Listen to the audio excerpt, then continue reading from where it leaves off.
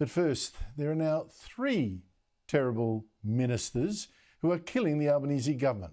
These are the weakest links. One, of course, is Energy and Climate Change Minister Chris Bowen, whose global warming policies mean we're paying a lot more for electricity, yet now face blackouts. The second is Indigenous Australians Minister Linda Burney, who is so hopeless at selling Labor's voice to Parliament that it's gone from popular to a stinker. And now comes the third, Transport Minister Catherine King, who could be the most incompetent of the lot.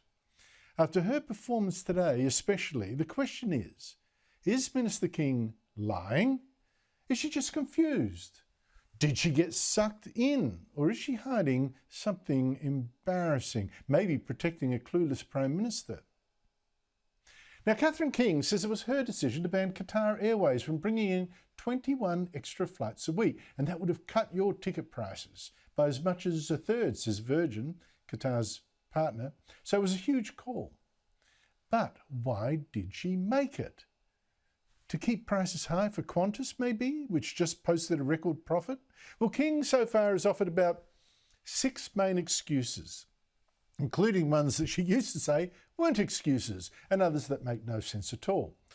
Before this disastrous day, this week even, King said, well, in July, that it had something to do with global warming. She said, yes, more seats would have been nice, but equally she wanted to decarbonise the transport sector, cut emissions. That was in the mix of the factors she looked at. Global warming. And then she hinted she was looking after Qantas workers by keeping out this extra competition. We only sign up to agreements that benefit our national interest in all of its broad complexity.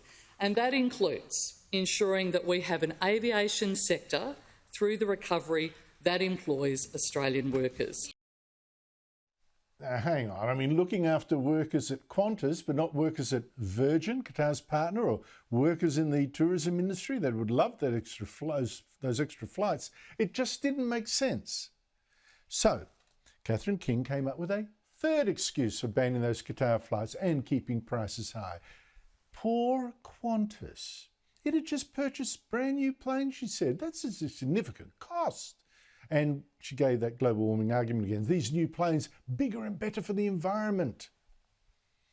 Now, lately, of course, she's added, it's for national interest, without explaining why. So the whole thing was a circus back then, became a farce today. King was asked, hang on, the day you banned Qatar was actually the same day that you wrote to 5 women who were suing Qatar Airlines for compensation for having had very intrusive checks, they had to remove their underwear even, 3 years ago, back when airport staff in Qatar were looking for a woman who'd just given birth at the airport and abandoned the baby. Now, the women had written to King saying it is our strong belief that Qatar Airways is not fit to carry passengers around the globe, let alone to major Australian airports. So, when you are considering Qatar's bid for extra landing rights, we beg you to consider its insensitive and irresponsible treatment of us. We implore you to instead consider an airline that will uphold human rights. And King wrote back on the day she banned those Qatar flights saying, I was shocked by what happened to you, and the government is not considering those additional Qatar flights. Now, this incident, terrible though it was, should not have been a factor in King's decision. First, it happened 3 years ago. Qatar's Prime Minister has already apologised, someone has been sacked, no repeats.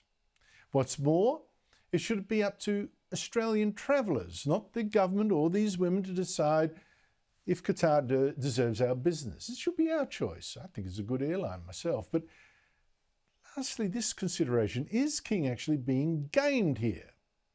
Because if she did ban those flights because those women asked her to, then that gives those 5 women real leverage over the airline to pay them compensation in their court battle. But never mind all that. King this morning said, well, yes, indeed, these women were a factor in her decision. I took the decision on the 10th of July, signed a letter to the women informing them that that decision had been made on the 10th of July. You can read what you want into that. But certainly it wasn't the only factor, it was a factor. What are the other factors? What are the other factors then? Well, again, as I said, I don't think it's helpful for me to point to any one factor. We make decisions in the national interest all of the time. It was a factor, says King, but back in July she said it wasn't a factor. So was this the reason or was it not? And if Qatar shouldn't fly here because of these human rights concerns, why is it still allowed other flights here? Why has Foreign Minister Penny Wong flown Qatar? And another strange thing, why did Penny Wong call on Qatar's Prime Minister on Monday, of all days, after more than a year of no talkies, yet not actually discuss this ban? As you have flagged, the bilateral air services agreement was not discussed in court. And then there's the Prime Minister. Now, a big decision like this, you'd have to expect he was on top of it. He wasn't. He denies having had talks with the Qantas boss about banning Qatar. No, we're not that close. And he says he only knew of the ban 3 days after King had made it, when Virgin rang him overseas to complain. Now, if that is the real story, Qatar, well, she was sticking with it in Parliament today anyway, while refusing to say when exactly she did tell the Prime Minister that she'd banned Qatar. She just said it was before the decision was made public, which was 8 days later. Can the Minister confirm the exact date when the Prime Minister or his office were informed of her decision on the application for additional Qatar Airways flights to and from Australia? I took the decision on July 10 not to agree to Qatar Civil Aviation Authority's request to double their flights into Australia. I informed the Prime Minister prior to my decision being made public. This is not something that's routinely done. The whole thing stinks of incompetence and shiftiness, and not just from King, but from the Prime Minister. And I just wonder sometimes, whether the whole thing could be explained by, maybe the government didn't want to upset Qantas's partner Emirates, because that's owned by the United Arab Emirates, which actually has poisonous relations with Qatar. Or is this really like it now looks? A minister who made a call on the vibe of the thing. Oh, global warming, Oh, those poor women. Oh, nice Qantas. Pathetic. And where was the Prime Minister in all of this to say, hey, listen, we're not really here to look after Qantas. We're here for Australians who shouldn't have to pay these high airfares. So, will someone in this government now tell us exactly why this Qatar deal was banned and exactly when the Prime Minister was told? And if King still can't come up with a good answer, I don't think she's fit to run transport.